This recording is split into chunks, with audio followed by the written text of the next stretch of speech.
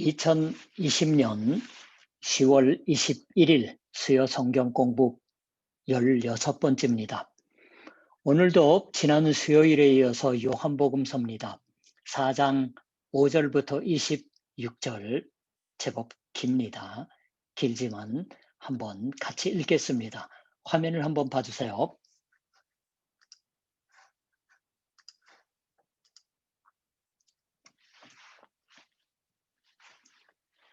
사마리아에 있는 수가라 하는 동네에 이르시니 야곱이 그 아들 요셉에게 준 땅이 가깝고 거기 또 야곱의 우물이 있더라. 예수께서 길 가시다가 피곤하여 우물 곁에 그대로 앉으시니 때가 6시쯤 되었더라. 사마리아 여자 한 사람이 물을 기르러 왔음에 예수께서 물을 좀 달라 하시니 이는 제자들이 먹을 것을 사러 그 동네에 들어갔음이로라. 사마리아 여자가 이르되 당신은 유대인으로서 어찌하여 사마리아 여자인 나에게 물을 달라 하나이까 하니 이는 유대인이 사마리아인과 상종하지 아니함이로라. 예수께서 대답하여 이르시되 네가 만일 하나님의 선물과 또 네게 물 좀 달라 하는 이가 누구인 줄 알았더라면 네가 그에게 구하였을 것이요 그가 생수를 네게 주었으리라. 여자가 이르되 주여 물 기를 그릇도 없고 이 물은 깊은데 어디서 당신이 그 생수를 얻겠사옵나이까. 우리 조상 야곱이 이 우물을 우리에게 주셨고 또 여기서 자기와 자기 아들들과 짐승이 다 마셨는데 당신이 야곱보다 더 크니이까. 예수께서 대답하여 이르시되 이 물을 마시는 자마다 다시 목마르려니와 내가 주는 물을 마시는 자는 영원히 목마르지 아니하리니 내가 주는 물은 그 속에서 영생하도록 솟아나는 샘물이 되리라. 여자가 이르되 주여 그런 물을 내게 주사 목마르지도 않고 또 여기 물 기르러 오지도 않게 하옵소서. 이르시되 가서 네 남편을 불러오라. 여자가 대답하여 이르되 나는 남편이 없나이다. 예수께서 이르시되 네가 남편이 없다 하는 말이 옳도다. 너에게 남편 5이 있었고 지금 있는 자도 내 남편이 아니니 네 말이 참되도다. 여자가 이르되 주여 내가 보니 선지자로소이다. 우리 조상들은 이 산에서 예배하였는데 당신들의 말은 예배할 곳이 예루살렘에 있다 하더이다. 예수께서 이르시되 여자여 내 말을 믿으라. 이 산에서도 말고 예루살렘에서도 말고 너희가 아버지께 예배할 때가 이르리라. 너희는 알지 못하는 것을 예배하고 우리는 아는 것을 예배하노니 이는 구원이 유대인에게서 남이라. 아버지께 참되게 예배하는 자들은 영과 진리로 예배할 때가 오나니 곧 이때라. 아버지께서는 자기에게 이렇게 예배하는 자들을 찾으시느니라. 하나님은 영이시니 예배하는 자가 영과 진리로 예배할지니라. 여자가 이르되 메시아 곧 그리스도라 하는 이가 오실 줄을 내가 아노니 그가 오시면 모든 것을 우리에게 알려주시리이다. 예수께서 이르시되 네게 말하는 내가 그라 하시니라.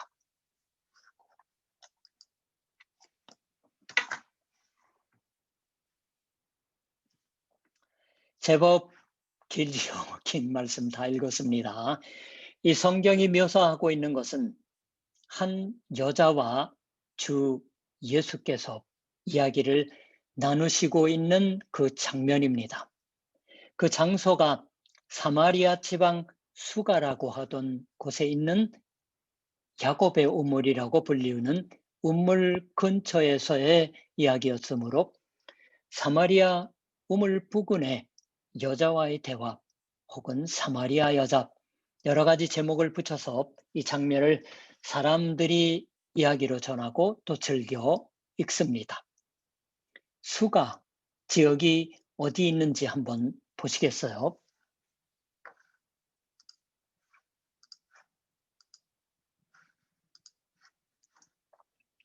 예수께서 유대 지역을 지나서 갈릴리로 돌아가시는데 반드시 여기를 통과해야 합니다. 사마리아 지역, 이쪽이 유대 지역 아니에요. 예루살렘이고 이 주변에서 전도하시다가 그리고 가는데 여기에 수가라고 하는 것이 여기 나오는 수카라고 하는 지역이에요. 그리고 야곱의 우물이라고도 또 있습니다. 장소가 확실하지는 않지만은 한번 또 수가의 우물에 관한 기록을 한번 보시겠어요?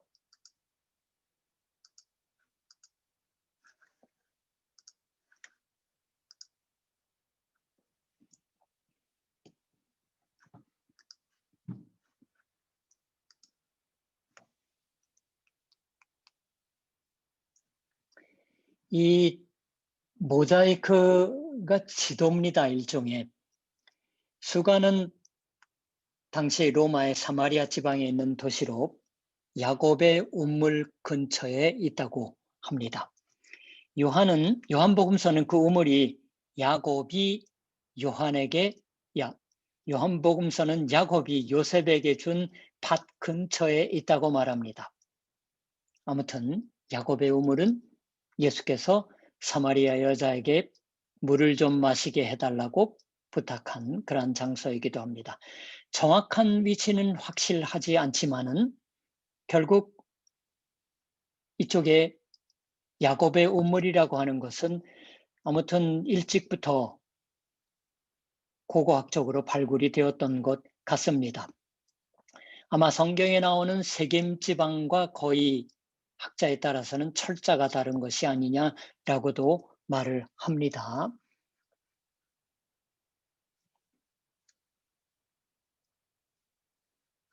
아까 지금 이 지도를 모자이크를 확실하게 확대한 장면이에요. 이 그리스어를 보면은 여기가 오프 헤게 투 야곱, 여기는 야곱의 우물이 있다. 야곱의 우물에 그렇게 되어 있는 겁니다. 그리고 장소를 보면은 여기 켐이라고 나와 있는데 셰켐이에요. 이 옆에는 나중에 불에 탔어요. 여기에 슈카르라고 또 나옵니다.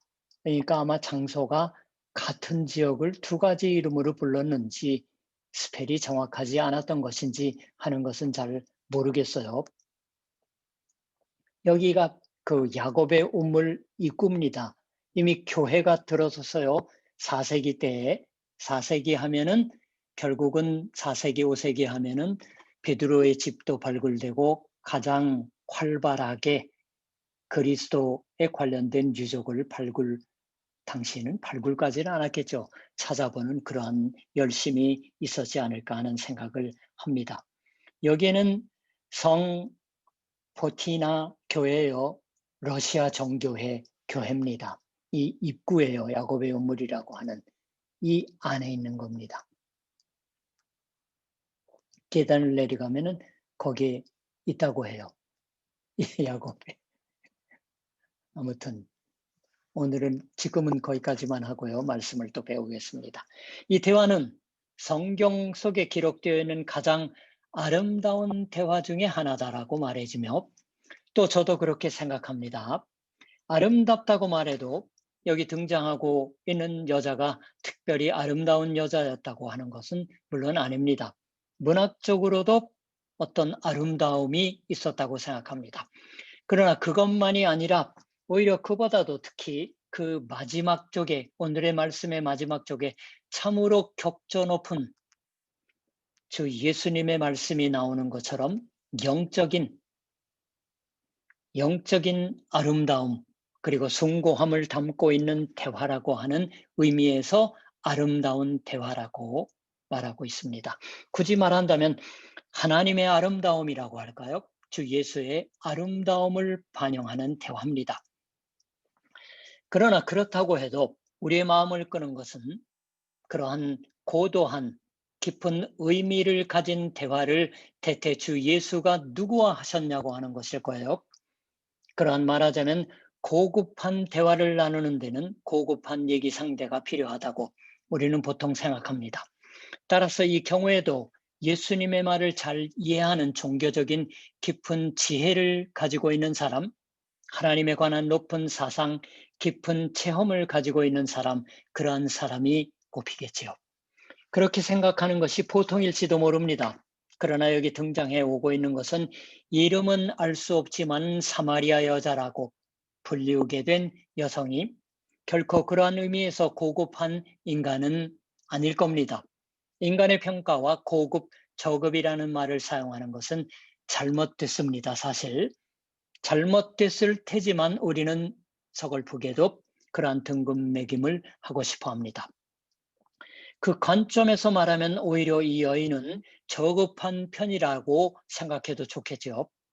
차별받고 있던 쪽의 사람입니다. 저는 곧잘 생각해 봅니다. 실제로 이러한 여성이 교회에 찾아오거나 목사를 찾아오면 우리는 실제로 어떻게 맞이할까요? 이러한 여성이 찾아왔을 때 교회 사람들 아니면 제 자신이 목사로서 어떠한 식으로 맞이할까? 역시 저급한 인간 취급을 해서 그 저급하는 함이라고 하는 것은 교회에도 적합하지 않다고 생각하는 것이 아닐까요? 왜냐고 말씀드리면 단순한 신분만의 것이 아닙니다. 이를테면 행실이 나쁜 여자입니다. 18절에서는 주 예수께서 이렇게까지 말하십니다.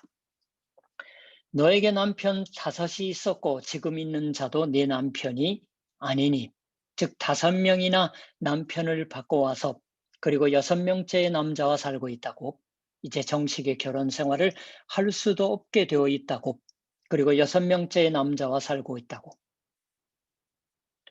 이렇듯 절조가 없는 여성을 세간의 사람들이 존경하는 일은 없습니다. 교회도 그러니까 또한 당연하지 않은가? 우리는 그렇게 생각할지도 모르겠어요. 여성을 5번이나 이혼을 했었고 지금 또한 6번째로, 아직 결혼이라고 하는 것은 5번이나 이혼했을 정도니까 결심할 엄두도 내지 못하고 있는 여성이라고 하면은 잘못일까요? 그러나 당시의 시대적인 배경을 고려한다고 하면은 앞에 말한 것이 맞는 듯합니다. 또 하나 사람들의 추측에 의하면 주 예수와의 대화가 정오 무렵의 것이었다고 6절에 명기되어 있습니다. 정오 무렵.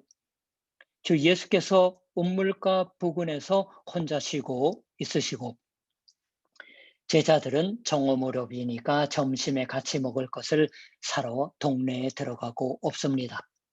그때 물을 마시고 싶으셨어요. 거기에 사마리아 여자가 나옵니다. 우물가로. 왜 정오 무렵에 이 여자가 나왔을까요? 이것에 관하여 사람들이 추측을 합니다. 우리에게도 당시에 이러한 사회에 대해서는 알지 못해도 짐작은 간다고 생각하는 것이지만, 동네 사람들이 하루의 생활에 필요한 물을 길러 나오는 것은 설마 모두 정오라고 하는 것은 아닐 테지요. 아마 생활의 최초의 때 아침 일찍임에 틀림없습니다. 특히 이 팔레스티나 지방의 것이니까 한낮이 되면 해가 쨍쨍 쬐어서 엄청 덥습니다. 그 한창인 때 무거운 물동이를 나른다고 하는 것은 그렇게 생각하는 사람은 없겠죠. 이 여자는 행실이 나쁘다고 우리가 짐작하기 때문에 늦잠을 자고 있었던 것일지도 모릅니다. 그러나 그보다 오히려 사람들이 우물을 이용하지 않게 된 대낮에 겨우 동네의 모습을 드러내요. 그리고 이 우물까지 찾아옵니다. 거기서 여자는 이미 남의 눈을 꺼리는 생활을 면치 못하고 있었다고 추측을 할 수가 있는 것입니다. 당시 이미 낮게 평가받고 있었던 것입니다. 경멸받고 있던 것이에요. 거기 견디며 사는 여자였습니다. 그건 그렇다고 하더라도, 그러면 어째서 그러한 여자를 주 예수는 자신의 이러한 아름다운 대화를 하시는 상대로 택하셨던 것일까요? 이 대화 속에서 하나 중요한 주제가 되어 있는 것은 목마름이라는 것입니다. 13절부터 주 예수께서 이야기하신 말이 기록되어 나옵니다. 이 물을 마시는 자마다 다시 목마르려니와 내가 주는 물을 마시는 자는 영원히 목마르지 아니하리니 내가 주는 물은 그 속에서 영생하도록 솟아나는 샘물이 되리라. 그리고 여성이 말했습니다. 주여 그런 물을 내게 주사 목마르지도 않고 또 여기 물 기르러 오지도 않게 하옵소서. 15절에요.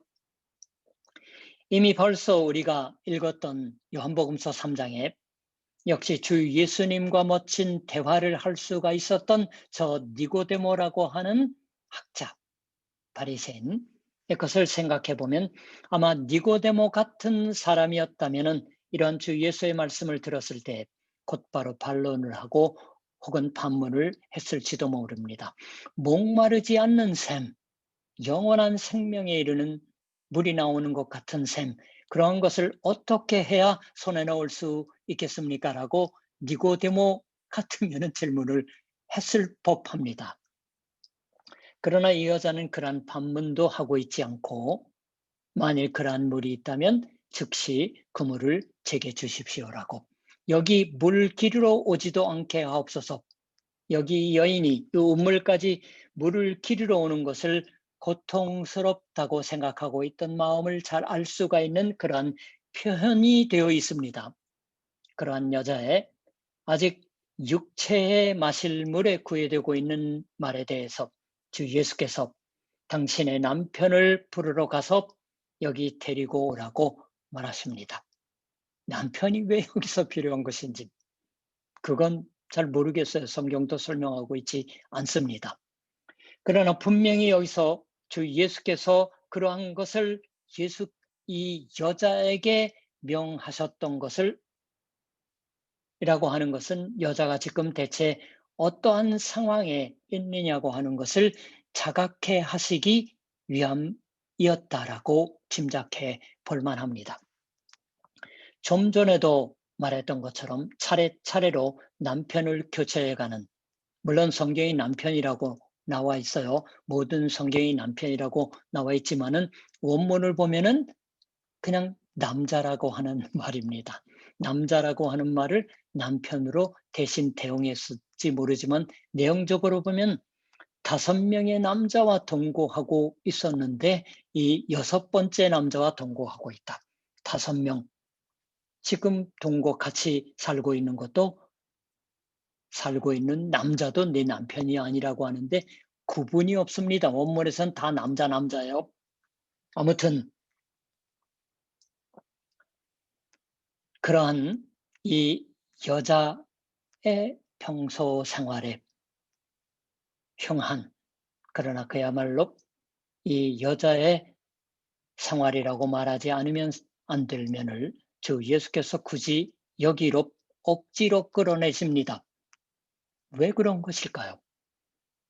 이 여자에게 자신의 창피를 알게 하기 위하심이었을까요? 사람의 눈을 꺼려 대낮에 물을 길러 오지 않으면 안 되는 여성에게? 물론 그렇지 않습니다. 이 여자의 차례차례로 남자를 바꾸어가는 생활 속에 주 예수께서는 여자를 괴롭히고 있는 목마름을 찾아내고 있으셨던 것이에요. 인간의 누구나가 아는 목마름입니다. 여기선 이 여자가 상징적으로 등장하지만 우리에게도 있는 목마름입니다. 우리 자신이 지금 내 것으로 삼지 못하고 있는 것, 그런 것을 그저 원하여 구하는 동경이라고도 말할 수 있을 터입니다. 잇따라서 일어난 일인 것처럼 성경이 기록하고 있지만 이 대화가 시작되는 계기가 되었던 것은 주 예수께서 여자에게 우물 부근에 혼자 앉아 계시다가 만나서 직역하면 말을 건 거예요. 직역하면 주시오, 내게 마실 것을, 물도 아니에요. 마실 것이에요. 하고 말씀하신 것으로부터 이 대화가 이어져 가는 것이에요. 거기서 사마리아 여자가 그러한 식으로 말 듣고서 반문을 합니다. 당신은 유대인으로서 어찌하여 사마리아인 여자인 나에게 물을 달라 하시나이까? 9절에요. 사마리아는 도시의 이름은 성경 속에 몇 번이나 나옵니다. 사마리아와 유다는 원래는 한 나라였어요. 그렇지만 그 역사 속에서 특히 믿음상의 것으로 대립을 하게 되었습니다. 이것은 또 나중에 하겠지만 아무튼 옛날엔 같은 민족이었던 만큼 한번 대립하면 그 사이의 골이 깊어집니다. 증오와 경멸은 넘을 수 없는 장벽이 되어버렸습니다. 특히 유대인은 사마리아인을 깔보고 있었습니다. 전혀 내왕이 없어서요. 그러니까 사마리아 여자에게 아무런 구애됨 없이 내게 마실 것을 달라고 말하시는 주 예수의 말에 여자 쪽에서 깜짝 놀라고 말았습니다. 그걸 설명해서 9절에 유대인이 사마리아인과 상종하지 아니함이러라고 쓰고 있습니다. 성경이. 여기 상종하다라고 번역되고 있는 말이지만 이것은 원어인 그리스어에서는 그릇을 같이 사용하다고 하는 구체적인 의미를 갖고 있는 말이에요. 유대인과 사마리아인은 같은 그릇을 쓰지 않았다라고 하는 말입니다. 직역하면. 그릇 이 경우에는 무엇보다도 식기를 생각하면 좋으리라고 생각합니다. 같은 그릇으로 먹고 마시는 그런 의미의 말입니다. 오늘날도 여전히 일본 사람이 하고 있는 것으로 말하면 예를 들면 타도에서 샤도에서 같은 찻잔으로 돌려가면서 마십니다. 옆 사람 주고.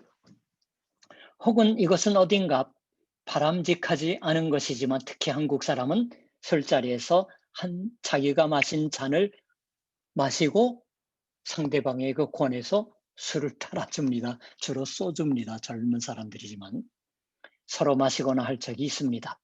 그릇을 공유한다고 하는 것은 그야말로 자신과 상대 사이의 차별을 느끼지 않은 상징적인 모습입니다. 여기서 주 예수는 사마리아 여자와 같은 그릇으로 마십니다. 아마 스스로 마실 그릇이 없어서요. 그러니까 사마리아 여자가 당신은 갖고 있는 두레박도 없는데 어떻게 깊은 우물에서 굉장히 깊었던 것 같아요. 어떤 사람은 30m였다라고까지 설명하고 있는 학자도 있습니다. 아무것도 없는 상태예요. 보면 뻔하잖아요. 그렇게 되면 여자가 갖고 있는 물을 기르러 온 것이니까 두레박이나 아니면은 물을 담은 물동이에서 입대고 마시지 않으면 안 되는 그러한 구체적인 배경을 가지고 있는 대화입니다. 사마리아 사람들의 그릇이라고 하는 것은 유대 사람들의 입장에서 보면은 부정한 것이에요. 부정한 것에 몸을 대거나 특히 입술을 댄다라고 하는 것은 거룩하신 하나님을 만나러 갈 수 없는 몸으로 스스로 만들어 버리는 것입니다. 부정하게. 그러나 거기서 여자와 그릇을 공유하는 것을 아무런 장애로도 하고 있으시지 않습니다. 완전히 자유로이 행동하고 있으십니다. 그런 만큼 주 예수는 이 여자와 하나가 되는 것을 구애되는 일 없이 구하고 찾으시는 거예요. 왜 그럴까요? 한편으로는 분명 주 예수는 이 여자의 목마름을 중요시 여기셨다고 하는 것입니다. 그리고 여자를 사랑하고 있어 주셨으니까 그 목말라 하는 것을 치유하기 위해서 전력을 쏟고 있으십니다. 차례차례로 남자를 바꿔가는 생활을 그냥 부도덕하고 괘씸한 짓이라고 말하시지 않으며 거기 언제까지나 채워질 적이 없는 목마름으로 사는 인간의 슬픔을 감지하셨던 것이에요. 구세군의 훌륭한 지도자가 되었던 야마무로 군페 센세, 일본에서는 엄청 유명한 분입니다. 이분이 젊었을 때 차례차례로 직업을 받고 전전하고 있으셨던 적이 있었습니다. 그때 어떤 목사님이 목사가 되기 전에 야마무로 군페 센세가 저 야마무로라는 청년은 어지간히 좋은 사람이지만 아무래도 기분이 변하기 쉬운 사람 같다고 하는 취지의 말을 하셨어요. 그걸 들은 야마무로 젊은이가 저는 생명을 버릴 장소를 찾고 있는 것이니까 그걸 찾을 수 있으면 바뀌지 않는다라고 대답했다고 합니다. 그리고 실제로 구세군이라고 하는 곳에 죽을 장소를 발견했을 때 그 다음에는 그 장소를 움직이는 일이 없었습니다. 우리도 모두 그처럼 어정버정 어디서 정말로 자신의 생명이 채워지는 것이냐, 생명을 구하는 목마름이 낫는 것이냐고 계속 구하고 있는 존재입니다. 아무리 해도 채워지는 것이 없는 생각을 품은 채로 어떤 사람은 그야말로 이 여자처럼 자신의 욕망에 이끌리듯이 해서 차례차례로 이성을 구할지도 모릅니다. 직업을 전전하여 바꾸고 있을지도 모릅니다. 종교를 차례차례로 바꾸고 있는 사람도 있을 테지요. 여행하느라 여기저기 다니면서 진득하지 않는 기분이 들 적도 있을지도 모릅니다. 이제 멈춰 서 있는 사람도 있겠지요. 그러나 갈증은, 목마름은 치유되지 않은 채입니다. 그 우리의 대변자처럼 여자가 예수님 앞에 서 있는 것입니다. 그러한 목마름을 주 예수는 여기서 그 여자를 밀쳐서 떼어놓거나 부정하니까 높은 곳에 서서 설교하는 것도 아니고 윤리적 요구를 들이대는 것도 아니라 같은 그릇으로 물을 마셔주시는 그러한 데까지 같이 있어 주시고 있음을 깜짝 놀라버리는 거예요. 그걸. 그리고 남자에 관한 대화를 하고 있는 데서 여자가 갑자기 말을 꺼내는 것입니다. 그야말로 도련합니다. 주 예수 쪽에서는 남편을 데리고 오라고 남자를 문제 삼으셨는데 여자는 주여 내가 보니 선지자로소이다. 우리 조상들은 이 산에서 예배하였는데 당신들의 말엔 예배할 것이 예루살렘에 있다 하더이다. 그렇게 말하여 예배 얘기를 하기 시작합니다. 이 산, 이 여자가 말한 산을 한번 볼까요?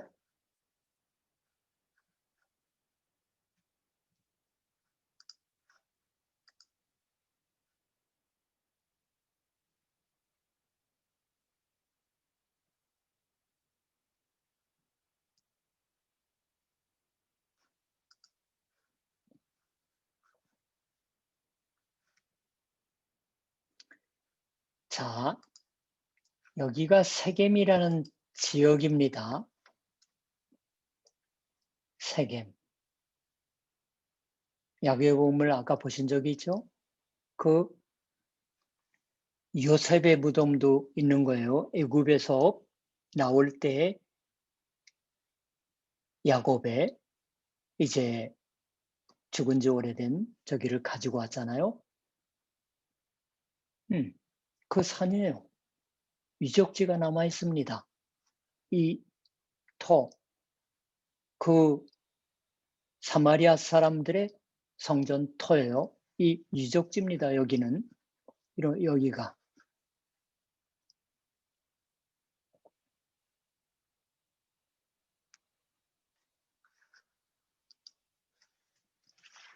사마리아 사람들은 예루살렘에 가서 예배하기를 그만두고 있었습니다. 그것도 하나의 유대인과 사마리아인의 다툼의 이유가 된 거예요. 이것은 솔로몬의 아들 때 북이스라엘과 남유다 왕국으로 갈라지지만은 그때 예루살렘으로 이제 가지 못하게 하기 위해서 지었던 성전과는 또 다릅니다. 사마리아는 유대보다 먼저 아시리아에 의해서 멸망을 당하죠. 그 이후에 바벨론 이후에요. 포로 이후에 사마리아 사람들이 세운 성전 그걸 얘기합니다. 자기들의 성전을 만들었던 것이에요.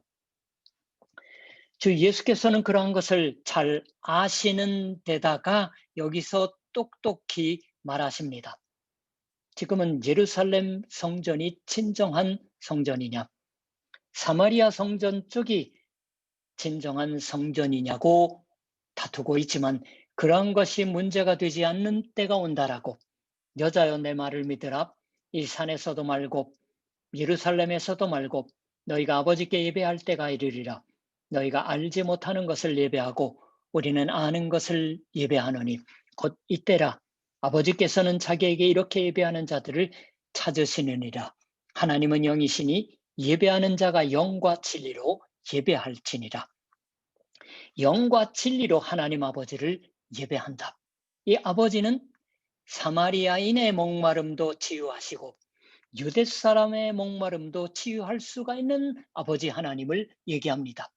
아니 그 참 하나님, 모든 이의 아버지이신 하나님을 예배할 때가 이미 와 있다라고, 지금 와 있다. 그처럼 똑똑히 분명히 말씀하십니다. 그게 어째서일까요? 거기에 관한 대답은 여자가 또 분명히 하고 있습니다. 메시아 곧 그리스도라 하는 이가 오실 줄을 내가 아노니 그가 오시면 모든 것을 우리에게 알려주시리이다. 25절. 그렇습니다. 그러한 하나님을, 아버지 하나님을 그 어느 곳에도 얽매이지 않고 하나님의 영의 능력, 하나님의 진리로 말미암아 예배할 수가 있는 그때를 저도 기다리고 있었습니다라고 그렇게 말하면서 여자가 자신이 차례차례로 남자를 바꾸면서 정말은 진정한 하나님을 원하고 있었던 것이다. 갈증이, 목마름이 치유되고 있음을, 치유됨을 기다리고 있었던 것을 여기서 비로소 알아차렸던 것이 아닐까요? 그 제 목마름이 치유될 때, 그것은 바로 그리스도가 오실 때, 구주가 오실 때인 것이지만 이라고 말합니다. 그리고 거기 예수께서 대답하신 말이 네가 말하는 내가 그라. 내가 와 있지 않느냐. 참 아버지인 하나님을 예배하는 그 풍성한 멋진 생활이 지금 여기 이미 시작되고 있다. 당신도 거기 산다. 아무리 남자를 바꾸어도 문제의 해결이 되지 않는다. 진정한 하나님을, 하나님 자신의 영과 진리로 예배하는 외에 인생에는 진정한 행복이란, 축복이란 없다고 하시는 말씀이에요. 인간의 영혼의 목마름이 치유될 수는 없다라고. 이렇게 해서 이 여자도 주 예수님을 만나뵐 수가 있었던 것입니다. 우리가 주 예수를 만난 사람들이라고 하는 주제를 가지고 배우기 때문에 설교와 다른 것은 영과 진리로 하는 것을 더 해야 되는데 그걸 하지 않는 거예요. 주 예수님의 존재와 말씀이 여자의 목마름을 치유하십니다. 그리고 우리의 목마름도 예수 그리스도와 만난 사람들을 이제 16번째 배우셨지만은 이제부터 배워가시면서 우리의 목마름이 어떻게 치유받고 있는지를 다시 한번 되새기는 기회로 삼으시기 바랍니다. 기도하시겠습니다. 하나님 감사합니다. 참으로 여러 가지 의미에서 아름다운 주 예수님과 목마름의 대표자인 듯한 여자와의 대화를 우리가 오늘 배울 수 있었습니다. 아니, 그 만남을 우리가 목격할 수 있었습니다. 참으로 기쁘고 감사하고 어떻게 하여야 우리의 채워지지 않은 욕망이라고 하는 열차는 아니지만 갈증이, 목마름이 채워질 수 있는 것인지, 우리가 바라는 것만 찾아가는 것인지, 우리의 참으로 깊은 존재가 열심으로 바라고 있는 목마름이 무엇인 것인지 새삼 돌아보게 하여 주십니다. 하나님, 이러한 주 예수와의 만남을 통하여서 우리의 인생에 있어서의 진정한 추구해야 할 목표를 새로이 다짐해가는 이 배움의 시간이 되게 하여 주시옵소서. 감사드리며 우리 주 예수 그리스도 이름으로 기도드립니다. 아멘. 자, 주일날 뵙겠지요. 교회에서 또는 화면으로. 그때까지 건강하세요. 샬롬.